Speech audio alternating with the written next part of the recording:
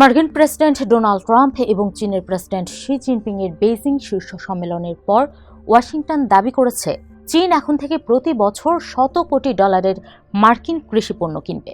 কিন্তু আসলে কি বিষয়টি এতটা সহজ, নাকি এর পেছনে লুকিয়ে আছে অন্য কোনো হিসাব? যুক্তরাষ্ট্র ও চীনের মধ্যে কি তবে নতুন কোনো সমীকরণ তৈরি হচ্ছে? হোয়াইট হাউসের দেওয়া তথ্য অনুযায়ী চীন বার্ষিক অন্তত $17 বিলিয়ন মূল্যের মার্কিন কৃষি পণ্য কিনতে রাজি হয়েছে। এই বাণিজ্য চলবে 2028 সাল পর্যন্ত। শুধু তাই নয়, এই চুক্তির আওতায় চীন 400-র বেশিও মার্কিন উৎপাদন কেন্দ্রের অনুমোদন নবায়ন করবে। ফলে মার্কিন গরুর মাংস যেমন বেইজিংয়ের বাজারে সহজে ঢুকতে পারবে, তেমনি বার্ড ফ্লু মুক্ত মার্কিন অঙ্গরাজ্যগুলো থেকে হাঁস মুরগির মাংস আমদানিও আবার শুরু করবে চীন।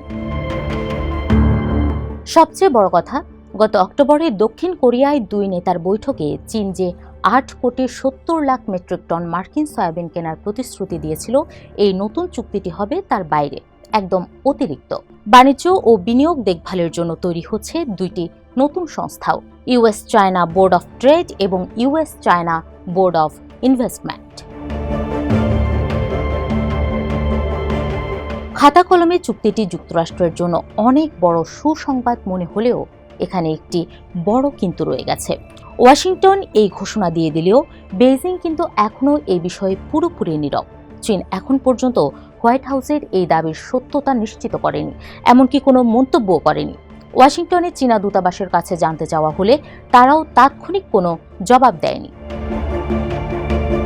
বিশ্লেষকরা বলছেন, 2 পরাশক্তির সম্পর্কের ক্ষেত্রে এক পক্ষ ঘোষণা দেওয়া আর অন্য পক্ষ চুপ থাকা নতুন কিছু নয়। তবে ট্রাম্পের দ্বিতীয় মেয়াদে এই প্রবণতা আরও বেশি দেখা যাচ্ছে। তাই বেইজিং যতক্ষণ না এটি নিশ্চিত করছে, ততক্ষণ এই চুক্তিকে চূড়ান্ত বলা যাচ্ছে না। যদি চীন শেষ পর্যন্ত এই কৃষি পণ্য কেনে, তাহলে মার্কিন অর্থনীতিতে এর প্রভাব কেমন হবে? বিশ্লেষকদের মতে, বার্ষিক অতিরিক্ত $17 বিলিয়ন কেনাকাটা আমেরিকার কৃষি খাতের জন্য ভালো উদ্দীপনা, কিন্তু $30 ট্রিলিয়ন বিশাল মার্কিন অর্থনীতির সাপেক্ষে এই নিট প্রভাব আসলে খুবই সামান্য। তাছাড়া গত 1 দশক ধরে চলা পাল্টাপাল্টি বাণিজ্য যুদ্ধের কারণে মার্কিন চীন বাণিজ্য আগের চেয়ে অনেক কমে গেছে। 2022 সালেও যেখানে 2 দেশের দ্বিপাক্ষিক বাণিজ্য ছিল প্রায় $690 বিলিয়ন, গত বছর তা নেমে এসেছে $415 বিলিয়ন। 2 দিনের এই শীর্ষ সম্মেলন জাঁকজমক আর সৌহার্দ্যপূর্ণ পরিবেশে শেষ হলেও বড় কোনো সুনির্দিষ্ট চুক্তির দিক থেকে এটি ছিল বেশ হালকা। কারণ 2 দেশের মধ্যকার সবচেয়ে সংবেদনশীল রাজনৈতিক ইস্যুগুলো এক প্রকার এড়িয়েই গেছেন ট্রাম্প ও শি জিনপিং। হোয়াইট হাউস দাবি করেছে, ইরান যেন কখনো পারমাণবিক অস্ত্র তৈরি করতে না পারে সে বিষয়ে 2 দেশ একমত হয়েছে। কিন্তু বেইজিংয়ের বিবৃতিতে এই সুর ছিল নরম। তারা স্পষ্ট করে ইরানের পারমাণবিক অস্ত্রের বিরোধিতা না করে বলেছে, সব পক্ষের উদ্বেগ মেটাতে পারে এমন সমাধান দরকার। সবচেয়ে রহস্যজনক বিষয় হলো তাইওয়ান। স্বশাসিত এই দ্বীপটিকে চীন নিজের অবিচ্ছেদ্য অংশ মনে করে, আর তার সুরক্ষায় প্রতিশ্রুতিবদ্ধ আমেরিকা। বৈঠকের আগে শি জিনপিং স্পষ্ট সতর্কবার্তা দিয়েছিলেন যে তাইওয়ান ইস্যু সঠিকভাবে সামলানো না হলে যুদ্ধও লেগে যেতে পারে।